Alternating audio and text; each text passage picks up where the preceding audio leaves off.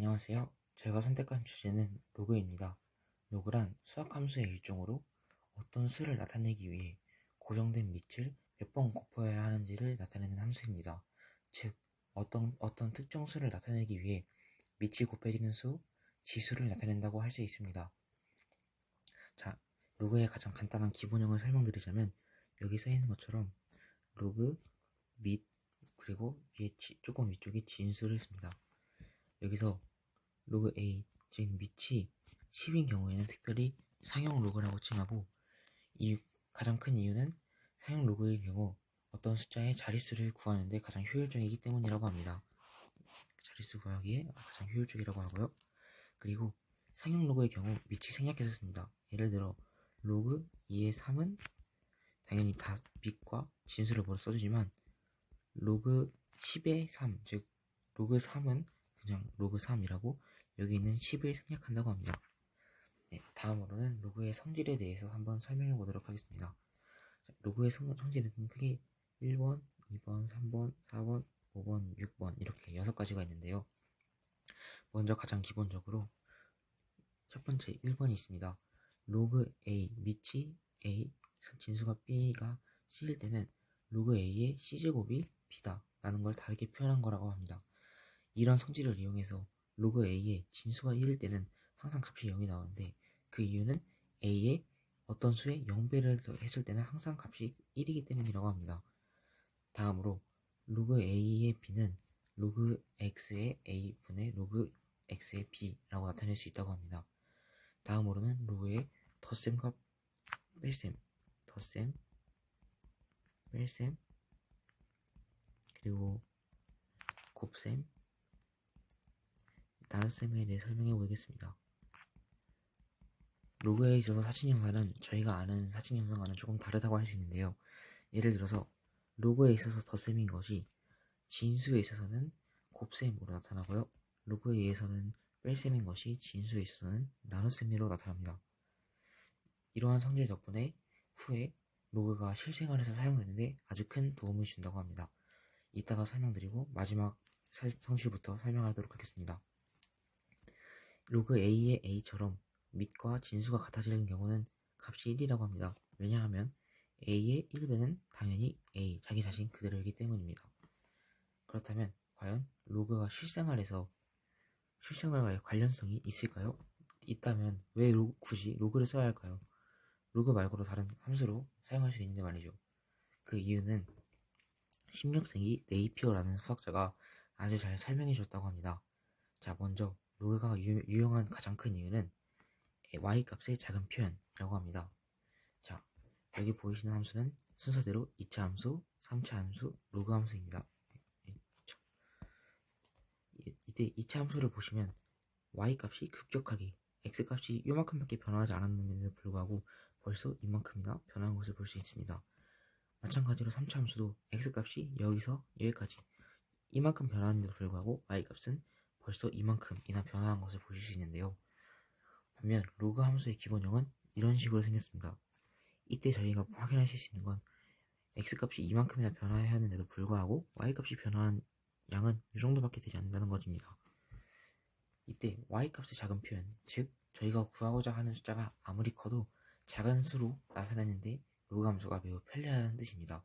따라서 사용 사례에 있어서는 1번 천문학, 그리고 2번 지진의 표현, 같이 에너지 표현,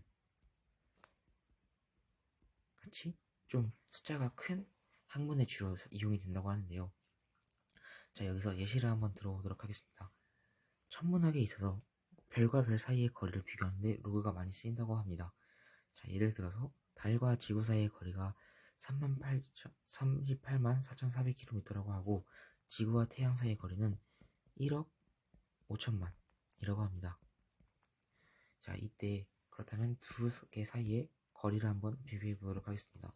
자, 먼저 로그를 사용하기 위해서는 로그 3관 몇 배나 차이가 나는지 알기 위해서는 큰 값을 작은 값으로 나누어 줘야겠죠. 그래서 나눈다면 이렇게 될 수 있습니다. 이 앞에 로그를 붙이고 상용 로그를 붙이고, 다른 식으로 표현하자면 이것은 로그 3.844 곱하기 10의 5승 분의 1.5 곱하기 10의 8승이라고 표현할 수 있습니다.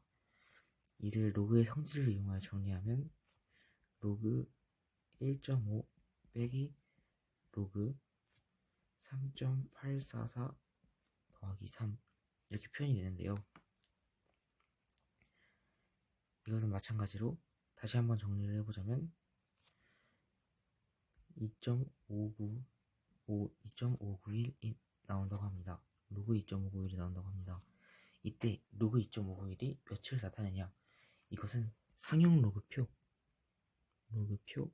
이용해서 찾는다고 합니다. 한번 찾아보면은 대략 한 390배 정도 된다 라는 걸 알 수 있다고 합니다. 그렇다면 과연 여기서 상용 로그표란 과연 무엇일까요?